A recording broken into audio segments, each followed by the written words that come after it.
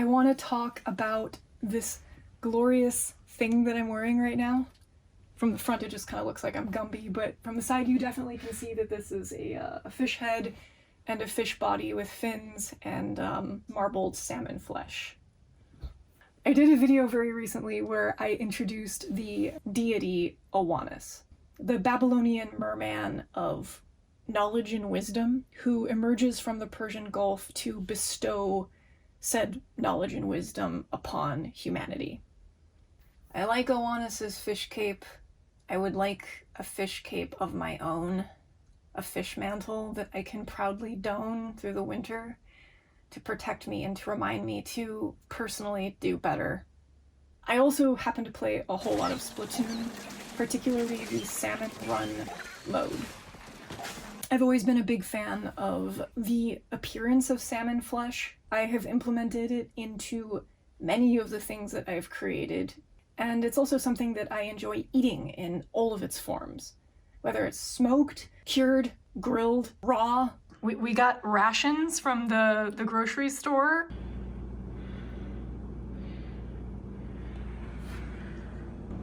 Wait, this is salmon. Salmon hollandaise. It's cream cheese. Cream cheese puck. Happy birthday. Thank you. I don't care. I enjoy it. So that is why this is a salmon and not like a trout or a tuna or any other fish. This garment, if you will, took me the better part of a month to create. I think I started it right after Halloween. I think it's November 28th as I'm sitting here right now. The first thing I had to do was create a pattern. So I brought this picture into Illustrator and I traced all of the basic shapes, like the fins, the body, and the head. I then set the scale of the person, Oannes, to be the same height as me. I used one of our projectors and directly projected the body onto butcher paper on the wall, which was very helpful because we don't have a whole lot of clean, flat, horizontal surfaces in this house. And then I just constructed paper versions of them and kind of just held them up to my body to make sure that everything felt right. I also had to decide what style I wanted to create this fish cape in. I wanted it to look very comic-like or cartoony, kind of like a bad sketch that was done in color pencil or crayon in the margin of a sketchbook. One of the first things that I did was address all of the smaller pieces, like the fins, the tail, and the head. And they were cut from dark green flannel, and I knew that in order to create my hand-drawn or sketch style, I would need to add layers of other colors to kind of help define them and make them stand out more.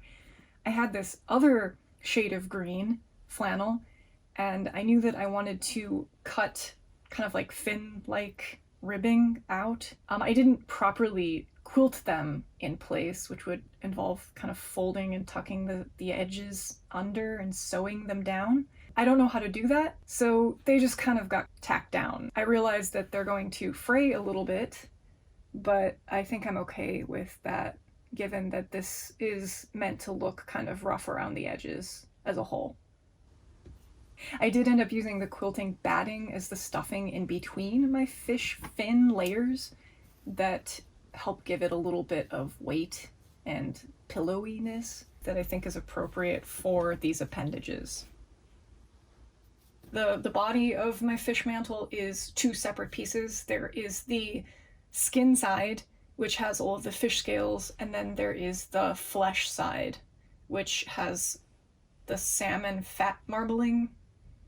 The skin layer I wanted to make kind of squishy, so I ended up cutting two pieces of skin from gray flannel and blue flannel, and then sandwiching that batting in between each. To create my scale texture, I pinned the completed piece, that is to say the skin, the gray, blue, and batting, onto the wall, and I traced my scales, my scale pattern, onto one side of the skin, and then ran it through my sewing machine and just put a basic stitch in place to kind of tack everything together. It has a very subtle scale texture when the light hits it that I think is very nice. And since it was subtle, I added a few actual metallic, like chrome fish scale pieces, kind of like patches, on top in certain areas so that they stand out just a little bit more. So there's silver scales kind of dotted periodically throughout the back of the cape. One of the most important parts of this whole garment for me was the marbling of the salmon flesh. I did not have this smooshy orange fabric on hand. This was a special trip to the fabric store, and I need to give credit to Mark for locating this and pointing it out to me, because I probably, if left to my own devices, would never have picked this particular fabric for this job, but it's perfect. It is incredibly neon. It is so neon that I think it very much fluoresces in black light. So this is kind of like a cyber salmon. To do the salmon marbling, I cut long strips of white fleece and then kind of just tack them in place until everything kind of looked pleasing to me. I didn't project an image onto the flesh and go from a reference. I just kind of winged it. But once it started to look right, it just kind of went. And then I had to go through the effort of meticulously sewing each and every one of these stripes in place on either side. And I had to go slow because I didn't want to jam or clog or murder my sewing machine, so I had to be patient. After all of the bits were created, the very last step was to put everything together.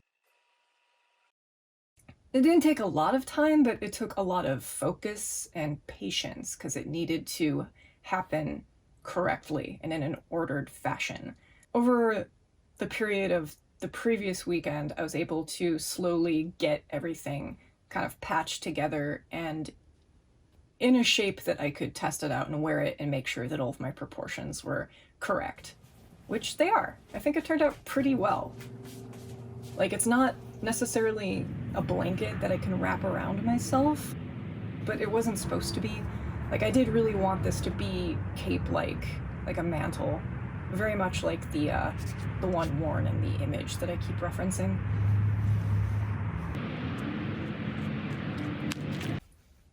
While working on all of this, I think this is important to mention, the algorithm happened to introduce me to John Oliver. YouTube just decided that that was going to be what I watched while sewing. They kept auto-playing, and at some point that was just all that would go on. As of now, having watched 30, 40, or probably even 50 of his videos, a huge John Oliver fan. And this is fitting because in my previous video where I introduced Oannes as a Babylonian deity, I also mentioned that in my heart of hearts, he emerges from the Persian Gulf not only to encourage humanity to do better, but to also engage in vandalism. Because in this little depiction that I found, he has what is arguably a bucket and paintbrush in his hands. Well, vandalism as a concept invokes probably a lot of things. It's kind of a loaded term. I think what I felt when I said that, or what I meant, is actually a form of activism, a critique of society that is meant to bring attention to things that aren't great. So if you aren't familiar with him, John Oliver, him and his team are excellent at addressing a system, informing us about that system, and then demonstrating what's wrong with it by using the system itself. He has done this many times in many of his episodes at the end of his monologue. His effort to inform people, raise awareness, and help us care more about the world we live in is exactly the type of energy that I need and want. What I was searching for right now in life. My hat off to John Oliver for putting in the work to help bring knowledge and wisdom to humanity so that we can do better. You know. Well, that's crazy. I can't hear anything when I have this on. It's kind of nice. It's like sensory deprivation. Like, it kind of blocks out any noise coming from behind me. Huh. Perfect for doing salmon run. Big run is on Friday. Wish me luck. And until next time, keep making awesome stuff out there, and thank you for watching. Talk candidly into my closet mirror.